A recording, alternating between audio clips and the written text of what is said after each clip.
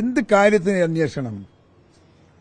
അന്വേഷിക്കാൻ ആ സംഭവം നടന്നത് മുഖ്യമന്ത്രിയുടെ അറിവോടുകൂടിയാണ്.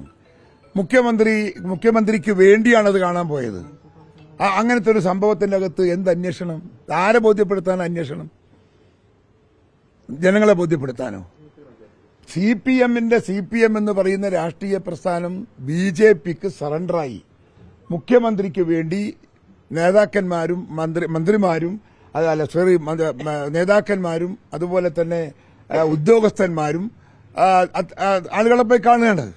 അത് മുഖ്യമന്ത്രിക്ക് വേണ്ടിയാണ്, മറ്റാർക്ക് അയാൾക്ക് വേണ്ടിയല്ലല്ലോ. ADGP പോയത് ADGPക്ക് വേണ്ടിയാണോ? അല്ല, ADGP പോയത് മുഖ്യമന്ത്രിക്ക് വേണ്ടിയാണ്. അത് എല്ലാവർക്കും അറിയാം, ഞങ്ങൾക്ക് പണ്ടേ അറിയാം. ഞങ്ങൾ എത്ര കാലമായി പറയുന്നു CPMന്റെ പിന്തുണ BJPയുടെ പിന്തുണ CPMന് എത്ര കാലമായി വാങ്ങുന്നു. എന്റെ നാട്ടിൽ 1970 പിണറായി വിജയൻ BJPയുടെ വോട്ട് വാങ്ങിയിട്ടല്ലേ MLA ആയിരുന്നു. അന്നു മുതലുള്ള ബന്ധം അവർക്കില്ലേ? ആ ബന്ധത്തിന്റെ അടിസ്ഥാനത്തിലല്ലേ ഇന്ന് മുഖ്യമന്ത്രി നടക്കുന്നത്, ആണുങ്ങളെ പോലെ നടക്കുന്നത്? നടക്കാൻ പറ്റുമോ? എന്തെല്ലാം കേസുകളുണ്ട് അദ്ദേഹത്തിന്റെ പേരിൽ. ഒരു കേസ് അന്വേഷിക്കാൻ BJPയുടെ ഗവൺമെന്റ് അല്ലെ BJPയുടെ ഉദ്യോഗസ്ഥന്മാർ ഇല്ലല്ലോ, അവർ മെനക്കെടുന്നില്ലല്ലോ. അവരാരും വന്നില്ല ഒരൊറ്റ കേസ് അന്വേഷിക്കാൻ. എവിടുന്നാ വന്നത്? ഇപ്പൊ ബാക്കി എല്ലാ കേസും അന്വേഷിക്കുന്നില്ലേ? SNC ലാവ്ലിൻ കേസ് എത്ര തവണയായി മാറ്റിവെക്കുന്നത്? എന്തുകൊണ്ടാണ് മാറ്റുന്നത്? ജഡ്ജിക്ക് തോന്നിയിട്ട് മാറ്റുന്നതാണ്. ഇത്രയും കാലം എത്ര തവണയാ മാറ്റിയത്? 30, 40, എത്ര തവണയാ? ഇതെല്ലാം അവരെ പ്രൊട്ടക്ട് ചെയ്യാനുള്ള ബന്ധമാണ്. BJPയും CPMും തമ്മിൽ അവിഹിത ബന്ധം തുടങ്ങിയിട്ട് വർഷങ്ങളായി. അത് സംരക്ഷിക്കാനും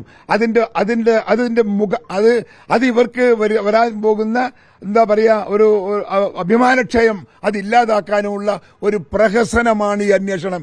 ഈ അന്വേഷണത്തിലൊന്നും ഞങ്ങൾക്കാർക്കും വിശ്വാസമില്ല.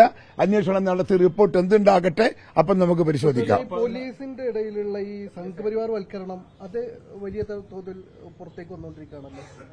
എങ്ങനെ? പോലീസിനകത്ത് വലിയ തരത്തിൽ RSS സ്വാധീനമുണ്ട് എന്ന് വ്യക്തമായിക്കൊണ്ടിരിക്കുകയാണ്. അങ്ങനെ വ്യക്തമായിട്ടും ഈ പോലീസിനെതിരെ നടപടിയെടുക്കേണ്ട ആഭ്യന്തര വകുപ്പ് നിശബ്ദമായിരിക്കുകയാണ്. നിശബ്ദമായിരിക്കുകയാണ്. അതിനല്ലേ പറഞ്ഞത്, അതെല്ലാം പക്ഷപാതപരമായി ഒരു മുൻകൂട്ടി ഒരു മുൻകാഴ്ചയോടുകൂടിയാണ് ഇതെല്ലാ സംഭവങ്ങളും നടക്കുന്നത്. പിന്നെ ജനങ്ങളെ ബോധ്യപ്പെടുത്താൻ വേണ്ടി അന്വേഷണം എന്ന് പറയാവുന്നതിനപ്പുറത്ത് അതിലൊന്നൊരു വസ്തുതയില്ല. അതൊന്നും ഒരു ആത്മാർത്ഥമായ നടപടിയല്ല. അതൊന്നും ഒരു എന്തെങ്കിലും സത്യാവസ്ഥ പുറത്തു കൊണ്ടുവരാനല്ല. ഒരു ചുക്കും കൊണ്ടുവരില്ല, ഒരു സത്യാവസ്ഥയും പുറത്തു കൊണ്ടുവരില്ല.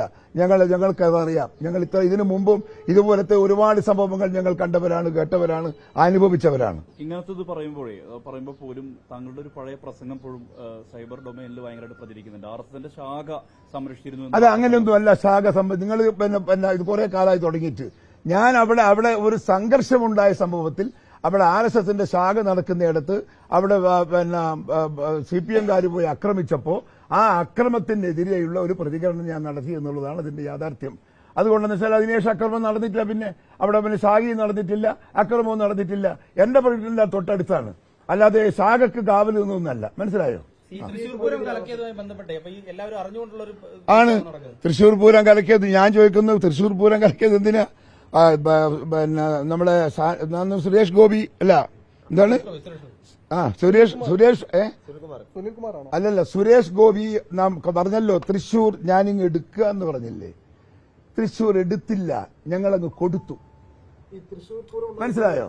CPM അങ്ങ് കൊടുത്തു, എടുക്കേണ്ടി വന്നില്ല. അതാണ് അവിടുത്തെ നടന്ന സംഭവം.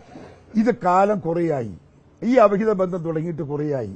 ഇത് പിണറായി ഞാൻ SNC ലാവ്ലിൻ കേസിന് എത്ര വർഷത്തെ പഴക്കമുണ്ട്? ആ കാലഘട്ടം മുതൽ അവിഹിത ബന്ധത്തിന്റെ തുടക്കം കുറിച്ചിനും പിണറായി വിജയന്റെ മകന്റെ എല്ലാ അഴിമതി കേസുകളും സപ്രസ് ചെയ്തു BJPയുടെ ഗവൺമെന്റും BJPയുടെ ഉദ്യോഗസ്ഥന്മാരും. ആ അവിഹിത ബന്ധം തുടരുന്നു ഇപ്പോഴും, അത് നാളെയും തുടരും. അത്രയേ ഉള്ളൂ. ഈ അന്വേഷണത്തിലൊന്നും ഒരു ചുക്കും ചുണ്ണാമ്പും പുറത്തു വരാനില്ല. ഞങ്ങൾക്കൊരു പ്രതീക്ഷയുമില്ല. ഞങ്ങൾക്കിത് കേൾക്കാൻ വേണ്ട.